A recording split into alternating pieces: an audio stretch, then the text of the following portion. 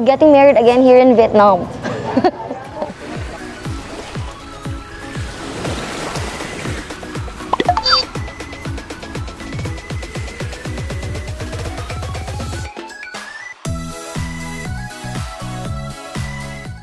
Hi guys, so we are on our way sa Fancy Pond Cable Car. At kung makikita niya guys, sobrang sunny, sobrang tuwa namin kasi for sure marami kami makikita maganda dun sa Fancy Pond Cable Car at dun sa monorail. So, sulitin natin yung araw.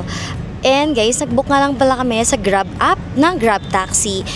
If I were you, mag-book na lang kayo lagi sa Grab Taxi kasi parang Manila din to. So marami din manggugoyo. So if I were you, para hindi kayo magoyo sa presyo, ganyan, book a Grab Taxi. And guys, ano lang din, tip lang din para hindi kayo nalilito sa pera nila kasi ang daming zero. Yung 150,000 dong nila, 150 lang yun. Tanggalin nyo yung 300 sa huli para hindi kayo nalilito. Hi guys, so we have finally arrived here sa my Sunworld Fancy Pants. Sa clock nga pala namin ito na book. Ilalagay ko lang dito sa my side kung magkano namin siya nakuha. Kailangan nyo lang i-present yung mga QR nyo at i-scan lang nila to. Ayun nga, dahil nag-book na kami sa clock, sobrang dali lang pumasok dito at wala ka nang kailangan pilahan. At kung gusto nyo nga pala mag-book guys dito sa Fancy Pants, please use my clock promo code. It's kasama sa Gala Clock para makakuha ng discount. Guys, ang dami din ditong spot para sa mga picture-picture at ang ganda ng place.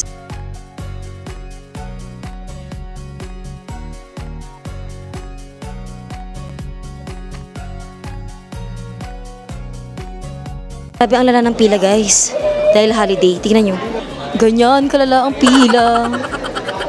Hi guys, mabilis lang pala yung pila kasi parang isang bultuhan nila pinapapasok yung mga tao. So, okay na rin. Siguro mag-aantay kami dito mga 15 minutes lang. Though, given naman yun kasi holiday nga today.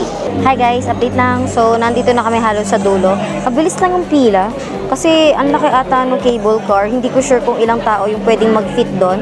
Pero ang bilis lang ng pila. So, mga 10 minutes na kami nag-aantay ngayon dito. Hi guys, so dito lang pipila. Papasok doon sa cable car. Hi guys, so kakapasok lang namin dito sa may Honggang Station at sobrang daming tao. Pero feeling namin mabilis lang kasi ang dami nga nila pinapasakay sa cable car. Hi guys, so ito yung itsura nung entrance sa punta dun sa cable car.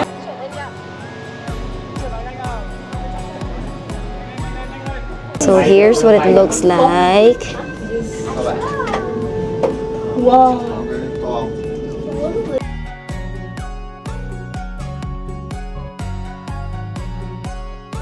Hi guys, so kakababa lang namin at sobrang lamig.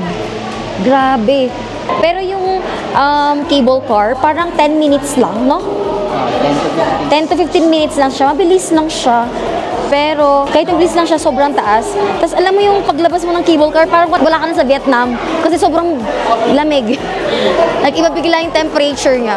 So ito yung itsura sa dulo ng cable car. Maraming kainan dito. Pwede kayong mag-lunch dito guys. Dito na tayo mag-lunch later na.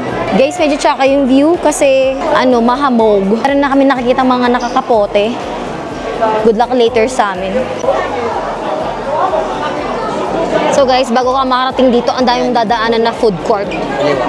Ang daming bilihan ng pagkain, ganun, tapos ang daming tao. Pero okay lang. Eto, paakyat na tayo dito. Hi guys, so may dala palang payong yung asawa ko. Kala ko guys, hindi niya binitbet. So paakyat na kami dito sa may peak.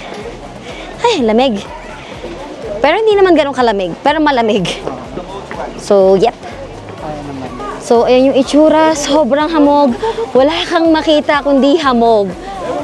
Though, given naman na ganito ito talaga yung itsura dito. Kasi nga sobrang taas na guys. Hi guys, so kailangan namin bumalik kasi yung palang tinutumbok nitong dulo na to ay cable car na. So, pabalik na yon. Balik ulit tayo kasi nandun pala sa kaliwa yung summit. Wah, sobrang lamig. Sabi ko kanina hindi malamig pero shoot ang lamig. Parang nandito yung Philippine Arena. Ayun yung Philippine Arena. So, akyat tayo dito. Feeling ko ito yung pinaka-peak. Let's go! So, nandito na kami guys. Then, may hagdanan ulit. Hindi namin alam kung gaano to katagal or kataas. Pero ang lamig! May temple dito guys.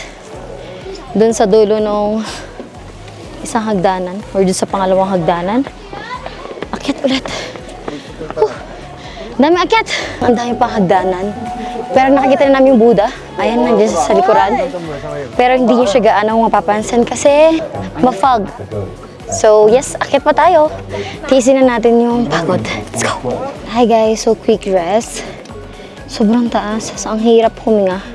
Kasi sobrang taas na nga niya.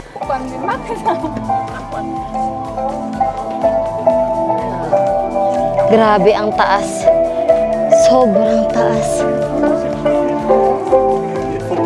Hi guys, sobrang taas ang summit. Nandito na kami sa pinakataas.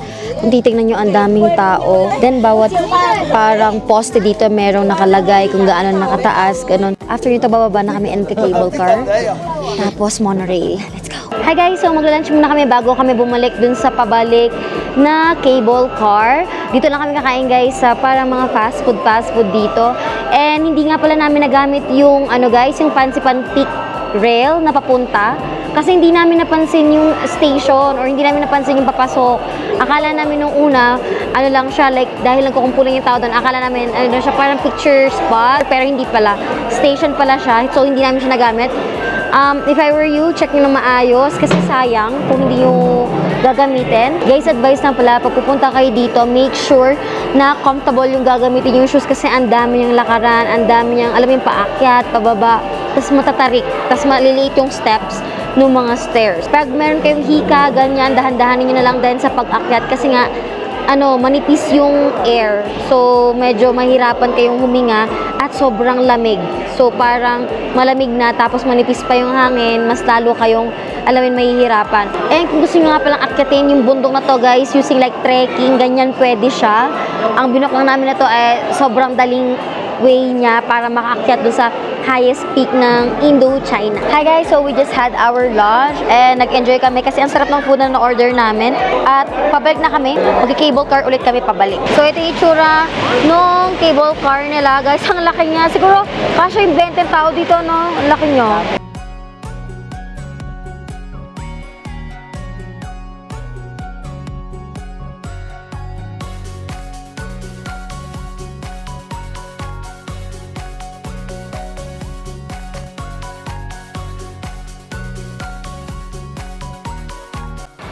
So, ito yung guys, yung papunta doon sa kabila.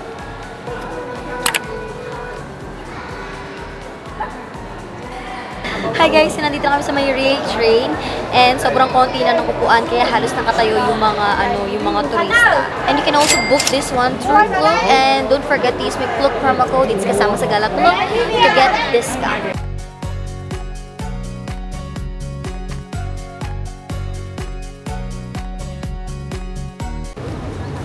Dinilaram, hirap na hirap tayo dito sa loob.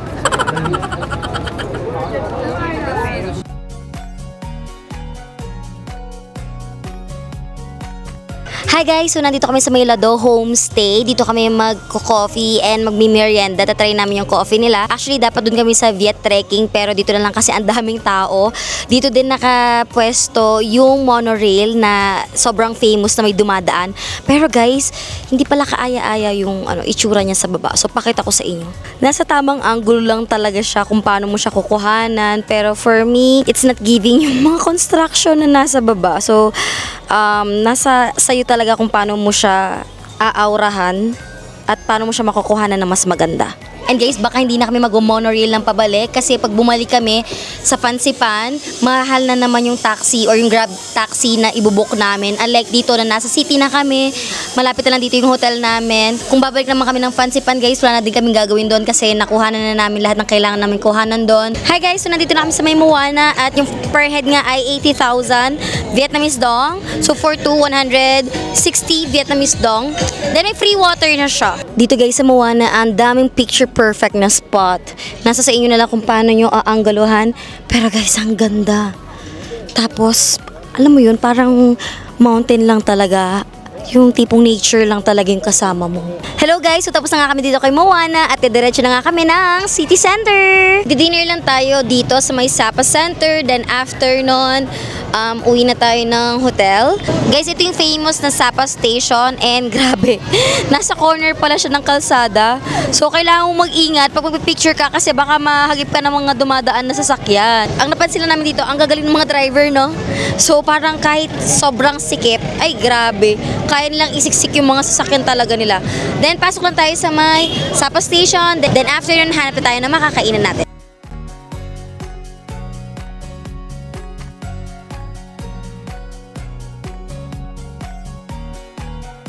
Hi guys, we will have our dinner here at Team's Sapa Kitchen. Nakita kasi namin siya sa may Google na mataas yung rate niya. So, we will try. And guys, ang napansin lang pala namin, kasi galing kami kanina sa may Sapa Station, nandun na din pala yung monorail. So, di ba ang bongga? Nandun na yung monorail. Kung palang pupunta kayo sa may Fansipan, pwede kayo ditong mag-start na mag-monorail. Papunta dun sa Fansipan. Gamit yung clock nyo ha. So, gamit yung clock nyo, dito nyo na siya i-start gamitin, papunta sa Fansipan. Then, after yung mag-Fansipan, mag-monorail ulit kayo dito pabalik sa may Sapa City Center para hindi sayang yung ticket nyo. Kasi, hotel muna kami, then diretso kami sa may Fansipan. Tapos, after namin gumala sa may Fansipan, nag-monorail kami pabalik dito sa may Sapa Center. Ang nangyari, hindi namin nagamit yung return namin na monorail. So, nasayang siya.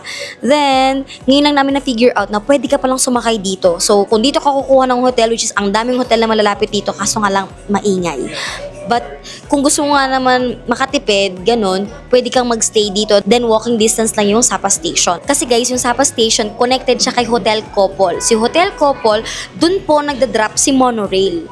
So, if I were you, papunta ng Fansipan, dito na kayo sumakay sa may monorail dito, then pagkatapos nyo ng Fansipan, balik kayo ulit dito sa may City Center, then dun kayo gumala. Hi guys, so we just had our dinner at maglalakad-lakad muna kami dito sa may Sapa Town bago kami umuwi para matagtag yung kinain namin. Then siguro mga 30 minutes lang kami maglalakad-lakad. Then after yun, uwi na at magpapahinga na.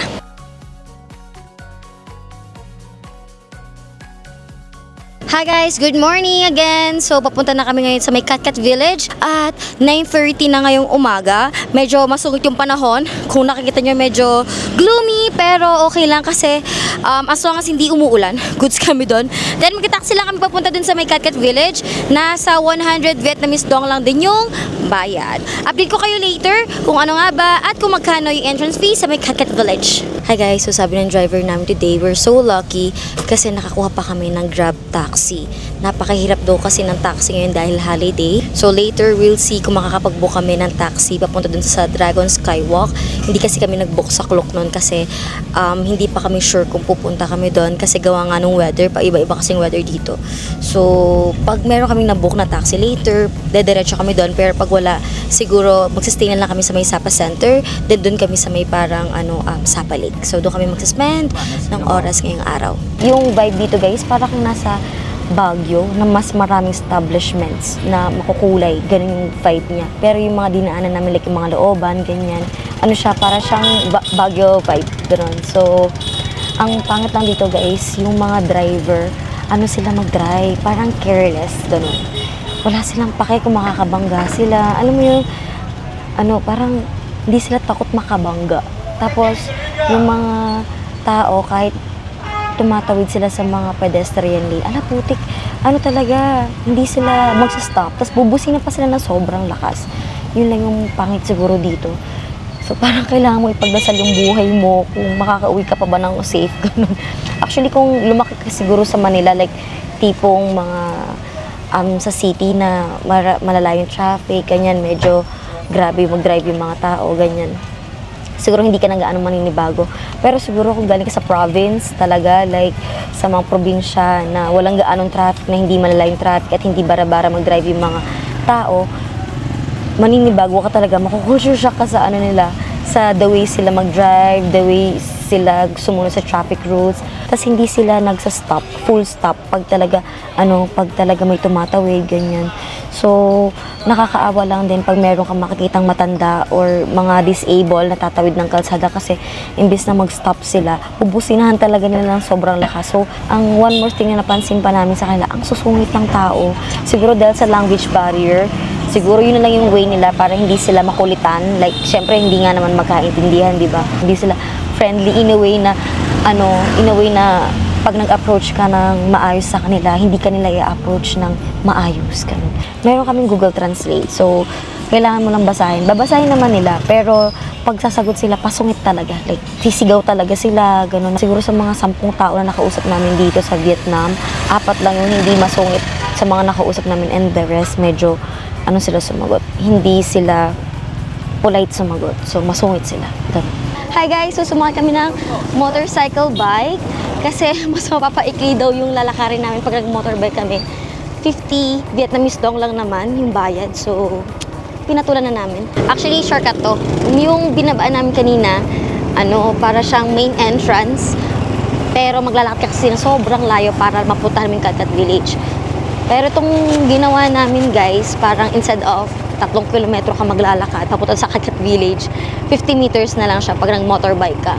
So, bago kami makarating ng Cat Cat guys, nag-stop muna kami doon sa parang booth. Yung booth guys, yung asawa ko na yung nagbayad. Nasa isang motor lang siya. Ayan, nasa likuran sila. And then, doon lang magbabayad. Tapos, diretso na kami sa may Cat Cat Village. So, dito lang binigay yung ticket. Then, let's go!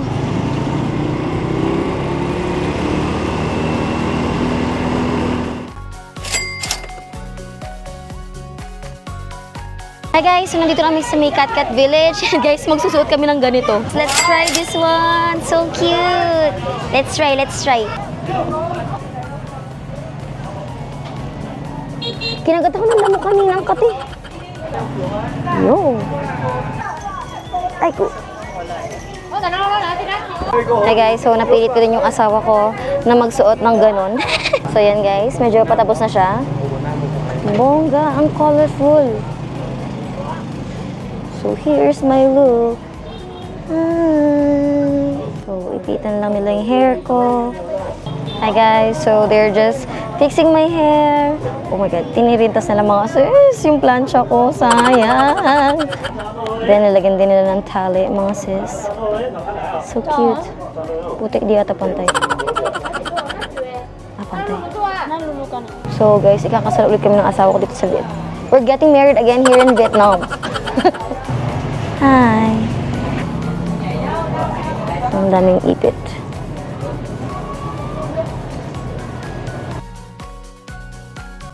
Wow. Wow. Ganda nga. Hi guys, so let's go. Tapos na kami ayusan. And ang hirap pala. Ganda-ganda tayo, pero okay lang. For the experience. Daming tao. So guys, ay yung Cat Cat Waterfalls. Kailangan lang nating bumaba sa mga hagdanan. Kailangan natin mag-ingat kasi sobrang haba ng dress. O, diba? Hi guys, so sa Cat Cat Village pala, ang daming pwedeng kainan dito, katulad ng mga to. Tapos marami din pwedeng bilhin na goodies like mga souvenir shop, ganyan. Tapos, yan, mga clothes din na sobrang colorful. Hi guys, so ito yung Cat Cat Waterfalls at sobrang daming tao doon. Grabe. Holiday is real. Huwag na huwag kayo pupunta dito ng ng holiday kasi sobrang daming tao. Ang problema pa pag ganito guys, ang hirap ang picture. Sobrang daming tao. So kailangan natin humanap ng spot. Punta tayo dun sa isang waterfalls. Daming waterfalls dito. Hi guys, so dito kami sa medyo konti yung tao. Kasi sa baba sobrang daming tao. Grabe.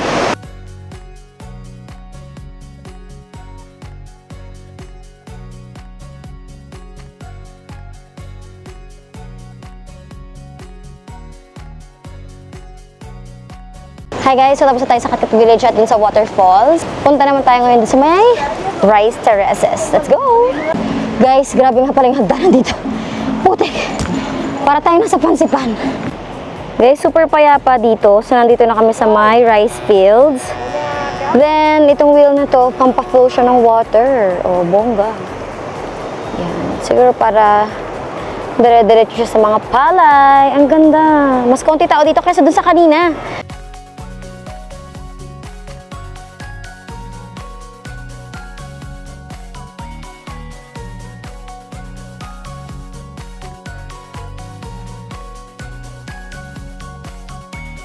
Then, yun nga yung naging adventure natin dito sa may Cat Village. Then, after nun, guys, i-message nyo namin yung mag-asawa na naghatid sa amin dito, yung dalawang driver kanina ng motor. Then, ito nga palang damit namin, guys. Na-rent namin siya ng dalawa. So, couple, 500 Vietnamese dong. Not sure kung mahal yon, pero kami kasi binili namin dito is yung experience. So, hindi na din kami mag-Dragon Skywalk. Next time lang namin gagawin yun, guys, kasi pahirapan nga sa taxi nowadays kasi holiday dito. Pero kaya guys, sa itinerary nyo, after yung mag-Cat Village, pwede nyo i-add si Dragon Skywalk or si Glass Bridge sa itinerary nyo. Then, after nyo mag-Glass Bridge, diretso na kayo sa may Sapa Town or dun sa Sapa Lake. Doon na kayo mag-spend ng hapon nyo. Kami nito, after namin sa Cat Village, dediretso na muna kami dun sa may Sapa Town para mag-lunch. Then after namin mag-lunch, dediretso kami sa may Sapa Lake. Sa Sapa Lake kami mag-suspend ng oras, guys. Then after nun, uuwi na kami sa may hotel para mag-pack up na. Kasi tomorrow na yung alis natin papunta sa Hanoi. Okay, so nandito ulit kami sa may, ayan, Sapa Town. Kasi malapit dito yung Sapa Lake. Yes, guys, so nandito na kami sa may Sapa Lake. Ang ganda. Sobrang ganda rito. So, picture lang kami dito mga sis. At dito natin siguro kami magpapahinga. Hi guys! So, after namin mag-Sapa Lake, magka-coffee muna kami ng asawa ko and magmimerienda. Kasi gusto niyang namin yung mga coffee dito sa may Sapa. Kasi tomorrow, babalik na tayo ng Hanoi. Then, ang ginawa namin dito sa Sapa Lake, ayun, nag-picture-picture, nagmuni-muni. Kasi ang sarap niyang tambayan for relax. Ganun. So, after mong puntahan yung mga nakakapagod na tourist spots dito sa may Sapa, pwede ka mag-rest dito kasi ang lamig din ng panahon. If I were you guys, pag pupunta kayo ng Sapa, make sure na weekdays. Like Monday to Friday o kaya Monday to Thursday. Huwag kayong pupunta ng weekends kasi pag weekends daw, sobrang daming tao dito. Para hindi rin kayo ma-stress gaya na nangyari sa amin. Sabi nga nun sa napanood kong vlog, yung Sapa daw, parang siyang Baguio na Pro Max. I mean, Pro Max siya in all aspect. Pro Max siya kasi ang daming makukulay na restaurant, lalo na tuwing gabi, para kang nasa, alam mo yun, para kang nasa BGC, sobrang daming ilaw, ganun. Then, sa Baguio, wala ako naalala na may place na ganun. Meron siguro, pero siguro hindi pa ako nakakarating, ganun. Tapos, Pro Max din sila in terms the way sila mag-drive. So, guys, kaskasero yung mga drivers dito. Grabe. As in, buwis-buhay yung buhay. Alam mo yung tipong pedestrian nila, nakasa pedestrian ka na, bubusinahan ka pa, hindi sila magme-menor. Ang ending, either ikaw yung magsastop or mahahagip ka ng sasakyan. Ganun siya ka-OA. Pro Max din siya in terms sa ganda nung nature kasi talagang ano siya, parang well-maintained. So, ang daming turista ang pupunta rito. Pero guys, ang linis nung place. Malinis siya in a way na malinis yung kalsada, walang mga upos ng sigarilyo, walang mga candy wrappers, yung walang mga papers na kalat-kalat, walang paper cups, mga paper plates, walang ganun. Knowing na holiday, lalo na kahapon, wala kang makikita. Ano pa ba yung Pro Max niya? Pro Max in terms sa dami ng attractions. Yun nga yung parang pinuntahan natin kahapon na Fancy Pan. Ang dami niyang pwede mong galaan, ganun. Tapos yung cable car nila so far, guys, sa lahat ng napuntahan kong cable car dito sa Southeast Asia, siguro pang 5 cable car ko nang nagamit to. Pero guys, so far, si Sapa, yung pinakamagandang cable car.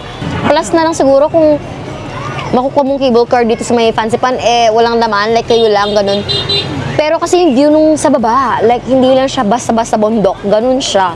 Tapos so far, guys, dito sa Sapa, yung mga toilet nila malilinis, no? Pati yung mga public toilets nila, guys, malinis. Bongga.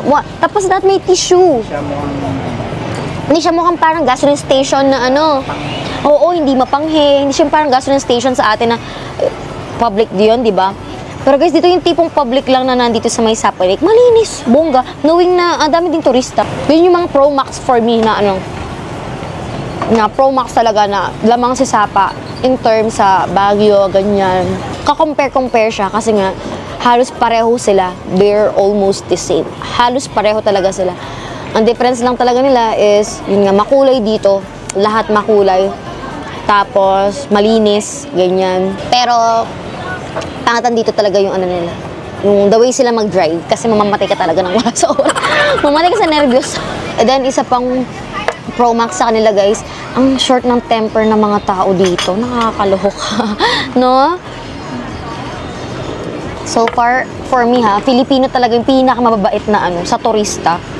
Like, yung ugali ng mga Pilipino na hospitable, ganyan, welcoming. talagang Filipino. Kasi dito ang susungit ng mga tao. Alam mo yung nabait lang yung mga tao pag sa restaurant. Siyempre, ikaw yung customer. Like sa hotel yan, mababait yung mga yan. Pero alam mo in public, pag magtatanong ka lang, galit ng galit sila talaga. So after namin mag-snack guys, mag-dinner lang siguro kami. Then, babalik na kami sa hotel namin. And that's the end of our second episode in Sapa Vietnam. See you in the third episode.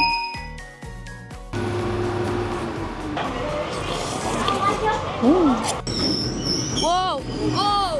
It was so close. Hi guys, so yung vibe dito para kang nasa Korean novela. Guys, so ang dami mong pwedeng makikita dito sa may pawis ko, naglalagkit. So guys, ito to yung original na pinampupugot nila ng ulo noon. Grabe, nakakatakot.